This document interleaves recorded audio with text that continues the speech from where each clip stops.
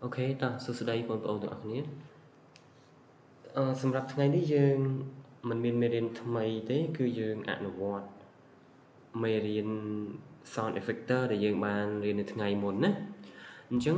យើងអនុវត្តទាំងអស់គ្នាដោយយើងធ្វើណាដាក់ឈ្មោះខ្លួនឯងមកដាក់ឈ្មោះខ្លួនឯងមួយម្នាក់មកហើយរៀនធ្វើទាំងអស់គ្នាណា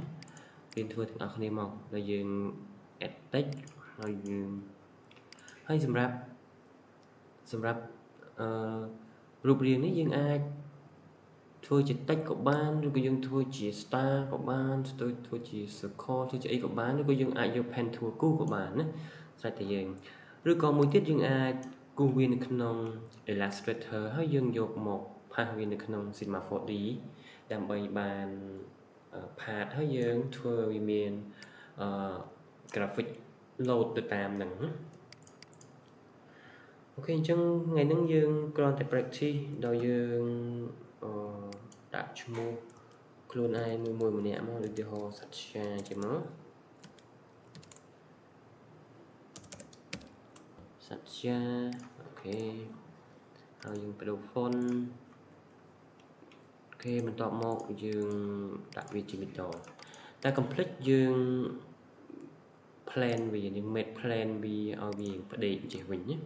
ដើម្បីឲ្យយើងload ទៅ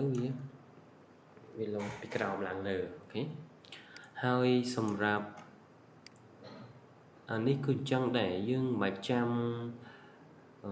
ជាតែ cylinder យើងចង់បានវាជារបៀបអីក៏បានឧទាហរណ៍ចង់បានវាជារបៀប tube ក៏បានក៏ load ដូចគ្នា tube ក៏បានគាត់ថា tube វាមានប្រហោង tube វាមានប្រហោងអញ្ចឹងទៅថតឥឡូវយើងដាក់ tube ចុះឲ្យវាខ្ពស់បន្តិចប៉ុន្តែយើងកុំប៉ុន្តែយើងត្រូវធ្វើហើយណាយើងកែ object tube នេះហើយយើងត្រូវ make វាជា editable ដើម្បីយើងបដូរអវាឲ្យនៅខាងក្រោមណាអូខេមុននឹងយើង make editable យើងត្រូវច្បាស់ថា object ដែលយើងបានធ្វើហ្នឹងគឺរួចរាល់ណាយើងលែងកែអីទេយើងលែងចង់បានវាជាមានយើងលែងចង់ឲ្យវាបដូររូបរាងដូចជាកន្លែងមូលនេះចង់វាធំចង់អីទៀតតែយើង make editable ព្រោះនេះវាពិបាកកែណា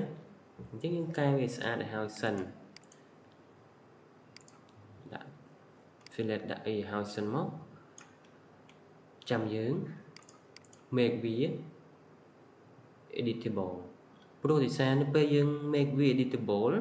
វាលែងមាន option ទាំងអស់នេះកែហើយណាឃើញនៅពេលយើងចុច make editable គឺវាលែងមាន option កែទៀតហើយមានតែ option សម្រាប់ editable នឹងតែម្ដងណាអញ្ចឹងនៅពេលយើង make វា editable ហើយយើងអាចបដូរអាក់បាននេះបដូរវាដាក់ពីក្រោមបានហើយនេះ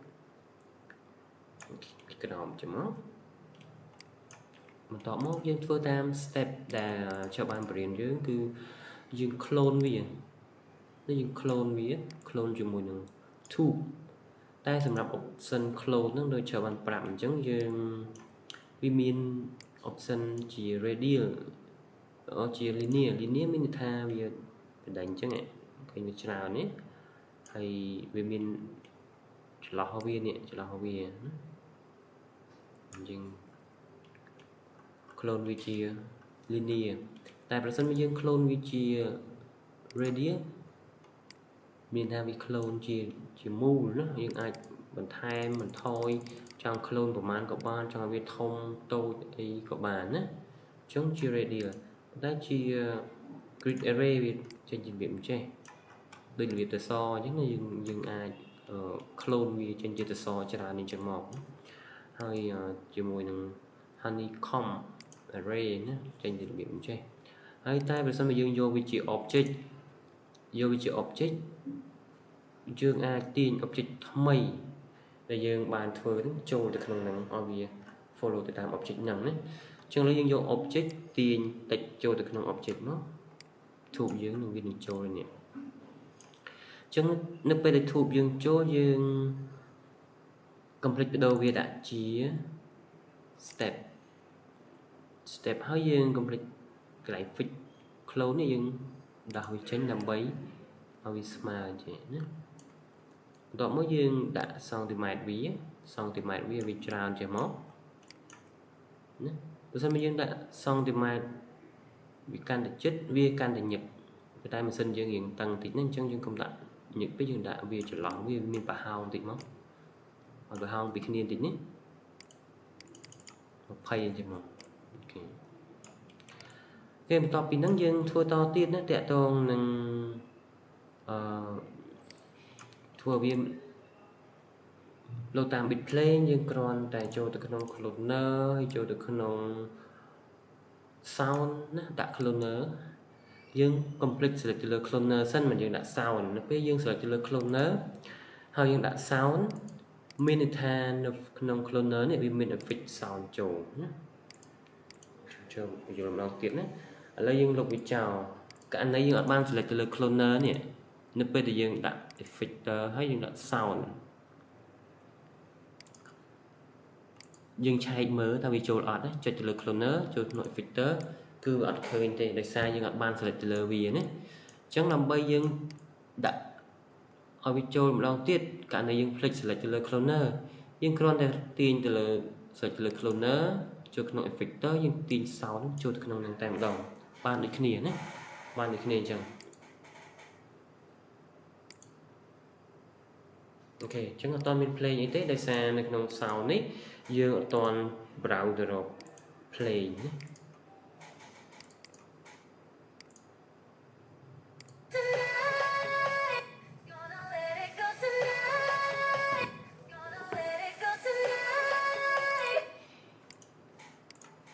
apply mood នេះយើងយកវាជា step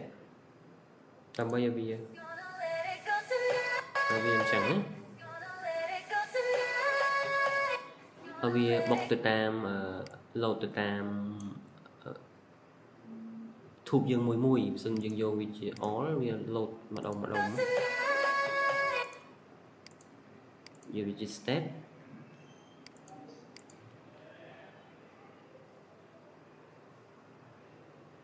គេបន្តមកនៅក្នុង sound វាមាននៅក្នុង parameter នេះដោះ position ចេញដូចជាបានប្រាប់អញ្ចឹងណានៅក្នុងមេរៀនណាហើយយើង complete tick ទៅលើ scale បន្តមកយើងដាក់ scale នេះដាក់5អីចឹងមកវា load ខ្ពស់ទៅតាមហ្នឹងហើយអញ្ចឹងរបៀបកែផ្សេងទៀតយើងមើលនៅក្នុងមេរៀនដែលចូលបានប្រាប់ណា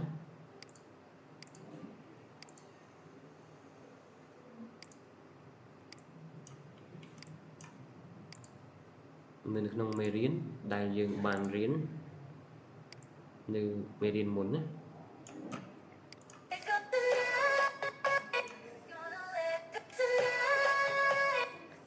អូខេអញ្ចឹងសម្រាប់ថ្ងៃហ្នឹងយើងគ្រាន់តែអនុវត្តទៅលើ